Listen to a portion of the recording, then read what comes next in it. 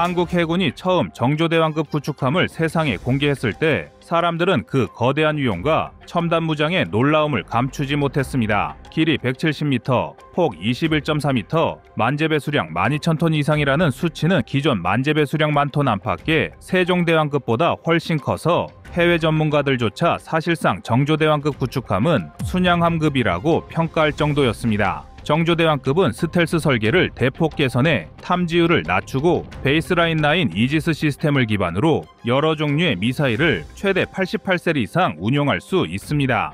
이 중 핵심은 한국형 수직발사관 KVLS-2인데 28셀 전후로 탑재되어 대잠대지 초음속 무기까지 통합 가능하다는 점이 특징입니다. 이러한 구성 덕분에 함대 방공부터 장거리 타격, 대잠전까지 전천후 임무 수행이 가능하며 특히 초음속 무기나 레일건, 레이저 무기를 실험적으로 탑재할 수 있는 플랫폼으로도 거론되고 있습니다. 하지만 정조대왕급 구축함이 세상에 나오기 전 많은 문제가 있었습니다. 지금이야 군에 인도되면서 정조대왕급 구축함이 대한민국을 대표하는 함선이 됐지만 처음 개발 당시만 하더라도 이 문제들 때문에 개발을 포기해야 하는 것 아니냐는 우려 섞인 목소리가 많았습니다. 그만큼 독자 개발이 어렵다는 뜻인데요. 정조대왕함 개발에 일반적으로 알려진 전자간섭 문제 외에도 정조대왕급 첫 시운전 때는 승조원들이 함교 내 디지털 계기를 조작하다가 일시적으로 시스템 정지가 발생하는 사례가 있었습니다. 처음에는 소프트웨어 결함으로 추정했지만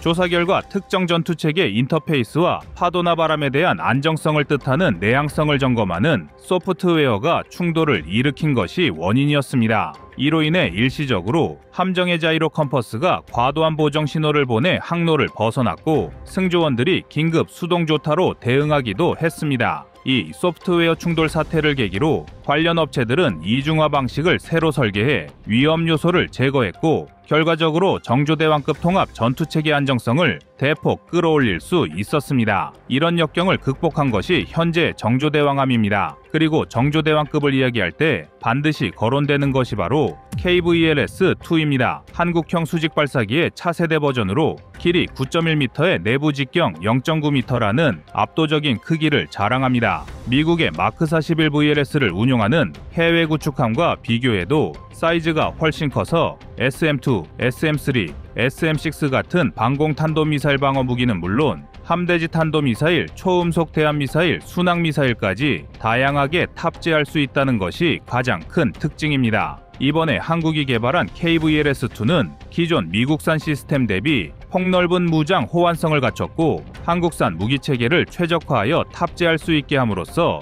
해군이 필요로 하는 능동적 억제력을 마음껏 활용할 수 있게 되었습니다. 그래서 준비했습니다. 한국의 무장체계의 패러다임을 바꾸게 될 KVLS-2에 대해 자세히 알아보겠습니다.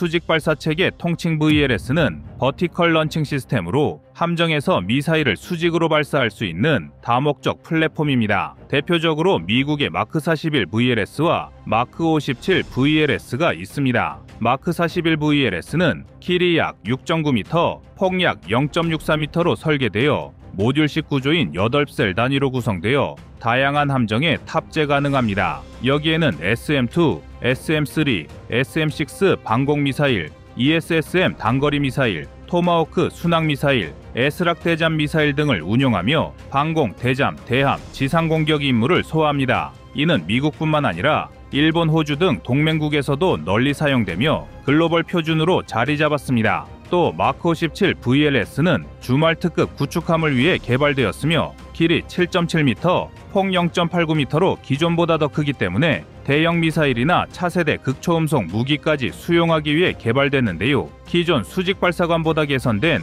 열관리 기술과 화염 배출 시스템으로 안정적 운용이 가능하다는 게 장점입니다. 이처럼 미국의 VLS는 다양한 무기를 효율적으로 통합해 현대 해군 전력의 핵심으로 평가받습니다. 그런데 이런 내용은 수직발사관을 개발한 나라의 이야기고 우리 대한민국의 수직발사관 역사는 미국과 달랐습니다. 한국은 과거부터 미국의 마크41 VLS를 사용하며 무기체계 운용에서 여러 제약과 불리한 조건에 직면했습니다. 미국은 마크41에 특정 미사일만 통합할 수 있도록 제한했으며 한국이 국산 탄도미사일이나 순항미사일을 적용하려는 시도는 기술 지원 거부로 번번이 좌절되었습니다. 또한 소프트웨어 통합과 유지보수 과정에서 높은 비용이 요구되었고 미국 방산업체의 요구에 따라 부품 교체와 업그레이드가 이루어져야 하는 구조적 한계가 있었습니다. 이와 함께 핵심 기술 이전이 강하게 거부되어 한국은 독립적 개선이나 신형 무기체계 개발에서 어려움을 겪어야 했습니다. 더 나아가 미국은 VLS 운용과 관련된 지원을 방위산업협력이나 무기구매 협상의 정치적 도구로 활용하며 한국의 군사적 자율성을 저해하기도 했습니다. 이러한 경험은 한국이 독자적으로 한국형 수직발사관인 KVLS를 개발하게 된 직접적인 계기가 되었습니다.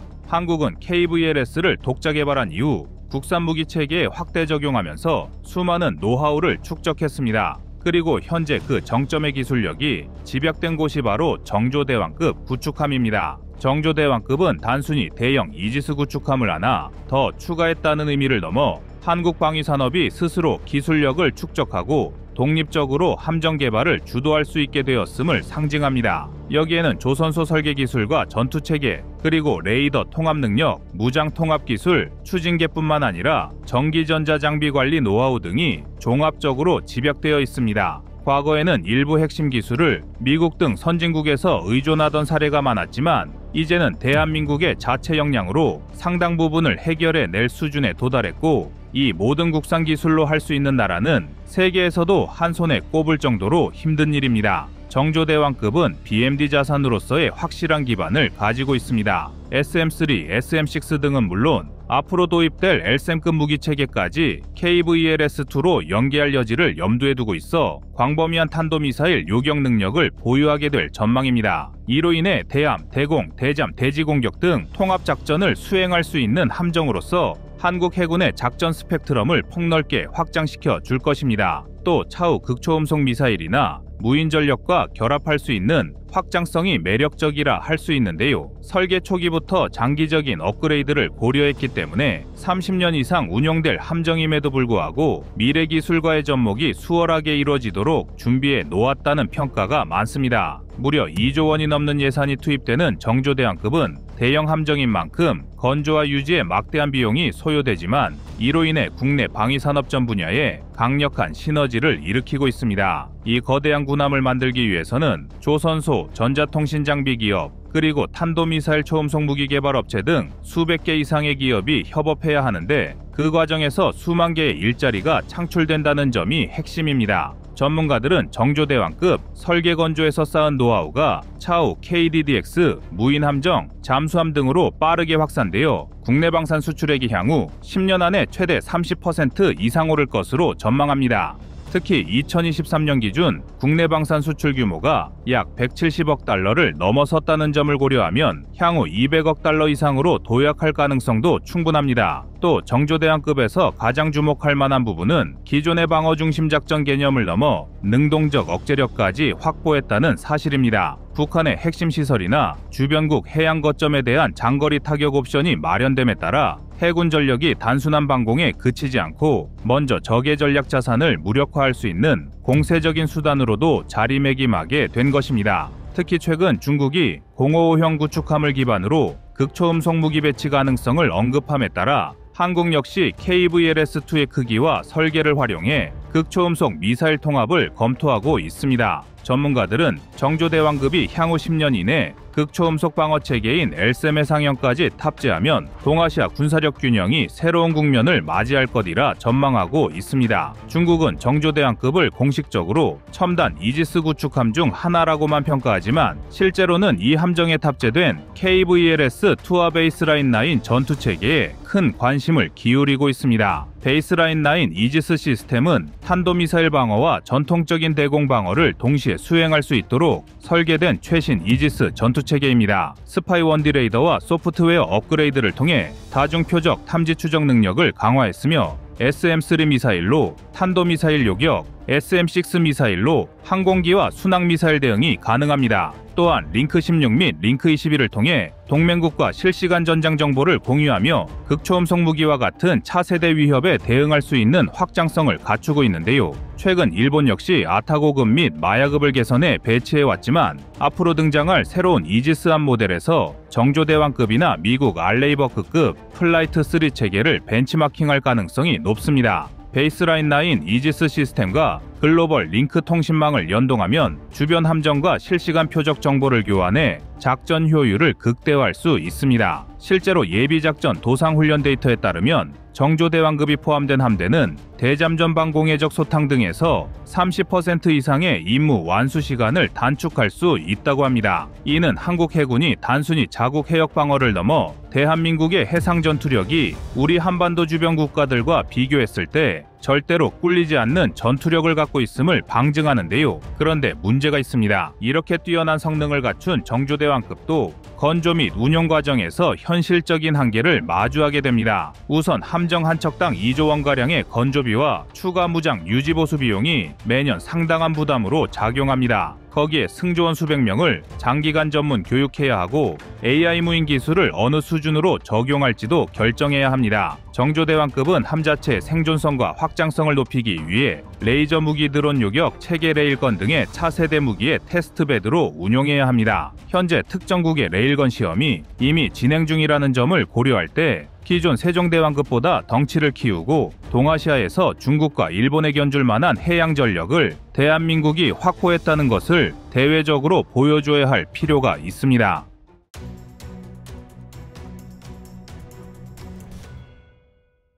다음은 25년 1월 4일 한반도 주변 무인 함정 영상입니다. 무인 수상함 즉 USV는 불과 얼마 전까지만 해도 정찰과 기로의 제거 임무 정도의 제한된 시스템이었습니다. 사람의 조종 없이 먼 바다를 항해한다는 게 기술적으로 만만치 않았기 때문입니다. 그러나 센서와 AI, 자율항법이 급격하게 발전하면서 무인 수상함의 임무 범위가 전단을 이룰 정도로 그 기술력은 폭발적으로 늘어나고 있습니다. 대표적인 사례로 미 해군의 시언터를 꼽을 수 있습니다. 이 함정은 대잠 작전에 특화된 자율항해 능력을 갖추고 있고 기존의 유인 함정이 위험하게 수행해야 했던 임무도 맡을 수 있습니다. 세계 군사 전문가들이 무인 수상함에 큰 관심을 갖게 된 결정적 요인은 2022년에 발발한 러시아 우크라이나 전쟁입니다. 우크라이나는 무인 수상함을 활용해 러시아 해군이 중요한 근거지로 삼고 있던 흑해 함대를 공격했습니다. 특히 세바스토폴 항구 기습 사례는 소규모 무인 함정이 대규모 해군을 어떻게 교란하고 타격할 수 있는가라는 가능성을 실전으로 보여준 대표적인 사례라 할 수 있는데요. 과거부터 해군은 전통적으로 강력한 함대와 미사일 위주였던 해전 개념에서 무인 함정의 소규모 집중 투입이라는 새로운 변수가 더해지면서 전장의 게임 체인저로 등극하게 됐습니다. 때문에 세계 주요 국가들도 무인 함정 전력화에 적극적으로 나서고 있습니다. 미국은 오는 2030년까지 무인 함정을 100척 이상 보유할 계획을 발표했으며 남중국해에서 세력을 넓히고 있는 중국은 자리 USV 등 AI 기반 자율 기술을 적용한 다목적 무인 함정을 시험 운용 중입니다. 필리핀 역시 미국으로부터 무인 수상함을 도입해 영유권 분쟁에서 중국 함정에 대응하려 하고 있습니다. 그러면 우리 대한민국은 어떠할까요? 한국의 지정학적 환경상 북한의 연안 침투와 잠수함 위협을 막는 것이 해군의 중대한 임무 중 하나입니다. 무인 함정은 24시간 감시 임무를 수행하며 위험 상황이 발생하면 신속하게 대응할 수 있기 때문에 이런 위협에 효과적으로 대처할 수 있습니다. 또 남중국해와 동중국해에서 중국이 점차 세력을 넓히는 가운데 한국 해군은 수적으로 열세라는 지적이 늘 있어 왔습니다.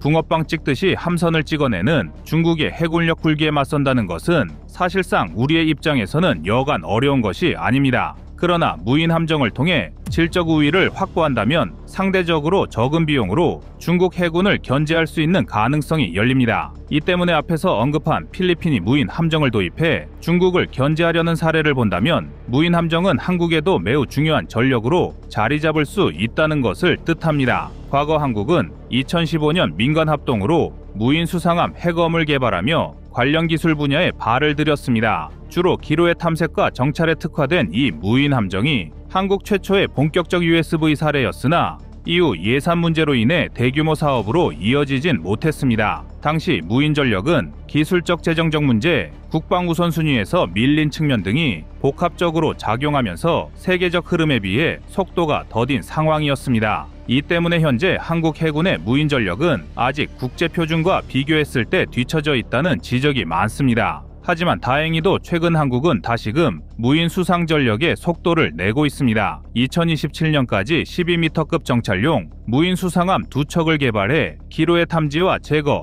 그리고 정찰 임무까지 수행하게 하겠다는 계획을 공식 발표했습니다. 특이하다고 할 만한 점은 병력 위험을 최소화한다는 목적성이 뚜렷하다는 겁니다. 전통적으로 기로의 제거는 해상작전 중에서도 가장 위험이 큰 분야인데 무인 시스템이 이를 담당한다면 인명피해와 임무 실패 가능성을 낮출 수 있습니다. 여기서 더 나아가 한국 해군은 2040년대를 목표로 네이비시 고스트 프로젝트를 추진하며 해양무인전력사령부 창설까지 계획하고 있습니다. 이 프로젝트는 단순히 무인 함정을 만들겠다는 차원을 넘어 유인 함정과 무인 함정이 서로 유기적으로 연계해 복합 함대를 이룰 수 있는 체제를 갖추려는 야심찬 계획입니다. 그럼 어떤 부분이 한국 무인 수상함의 강점일까요? 먼저 한국조선업이 세계적으로 인정받는 부분은 모듈화입니다. 이를 무인 함정에 적용하면 단일 플랫폼으로도 기뢰전, 대잠전, 정찰, 공격 등 다양한 임무 장비를 교체해 투입할 수 있습니다.